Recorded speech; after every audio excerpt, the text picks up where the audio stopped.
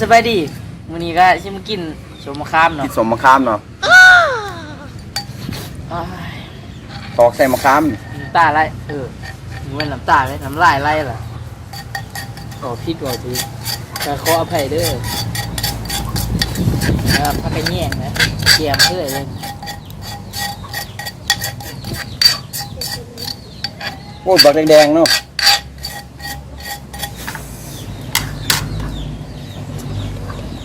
พักกันแย่งมือกินแล้วนะโอ้ย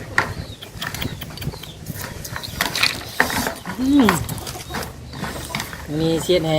ตะกอนน้ำลายแตก แดงคักเนาะ กินเลยนี่สิคนร้ายกินเถอะ no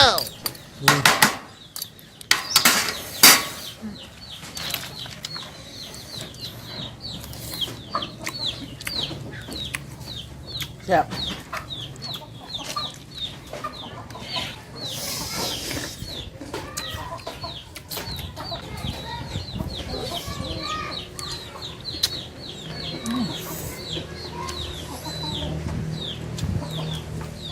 แกงนี่ก็เผ็ด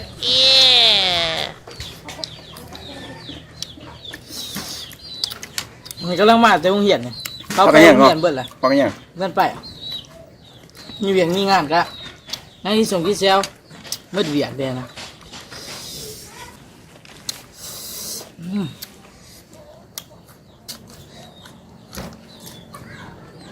กินกับแกงก็พักกันแย่งเนาะ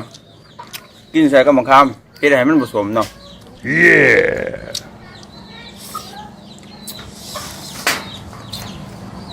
อันนี้หัวขิงไข่เนาะ เจียวนี่เผ็ด ยำแก่หวาน เจียวนี่จะเผ็ดบุเผ็ดเบิ่งตามอีกปวดแดกเผ็ด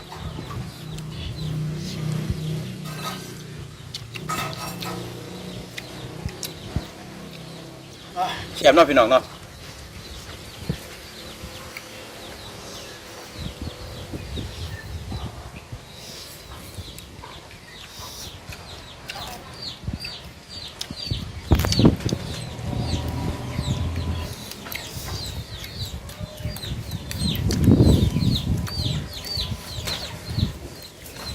เผ็ด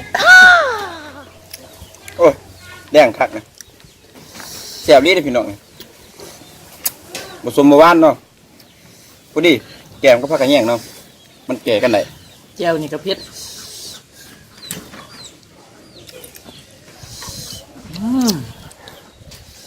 เฮียเบิ่นล่ะเนี่ย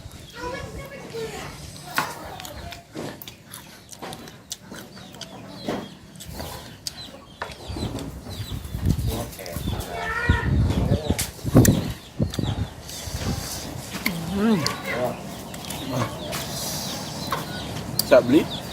เผ็ดก็เริ่มเผ็ดแล้วได้ดินี่ ข้ามกับบักหลายๆเนาะกินจะสิบ่จะบ่พี่น้องเลยมาข้ามเต็มจานเลย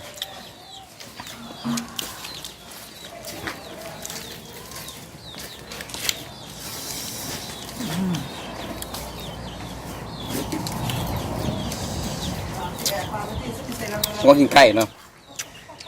แกงกับแจ่ว เผ็ดร้ายล่ะ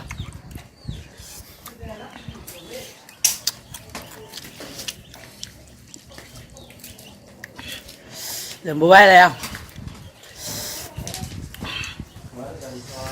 เผ็ดแห้งที่ยังกินได้อยู่บ่จ๊ะเอาเผ็ดอะไรได้ขอได้ ได้แล้ว เบิดอยู่บ่ตรงอันนี้ โอ้ยเบิดแน่นอน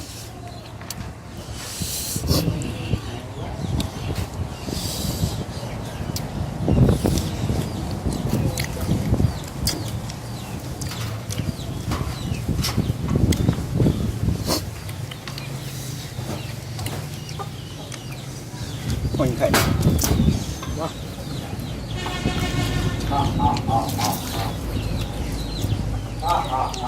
แกงเผ็ด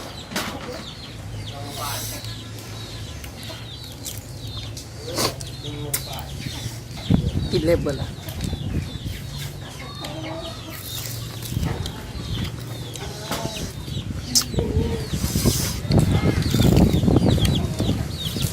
ผ็ดลิ้นน้ำพี่น้องเนาะน้ำตาแตกหมดเลย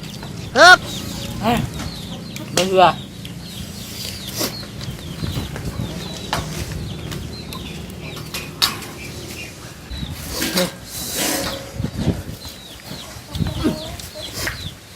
จักมาเสียบทำได้เนาะมาจนอยากน้ำเนาะ นั่งขากินน้ำนะ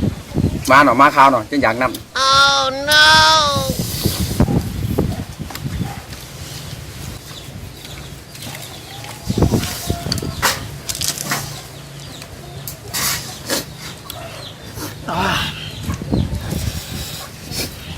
น้ำตาทีไรเบื่อก็ออก ำน้ำตาแตก เผ็ด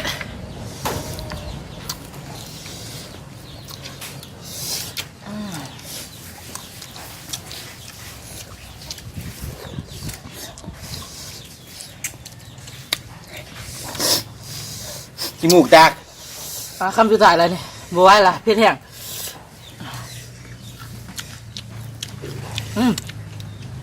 เบื่อ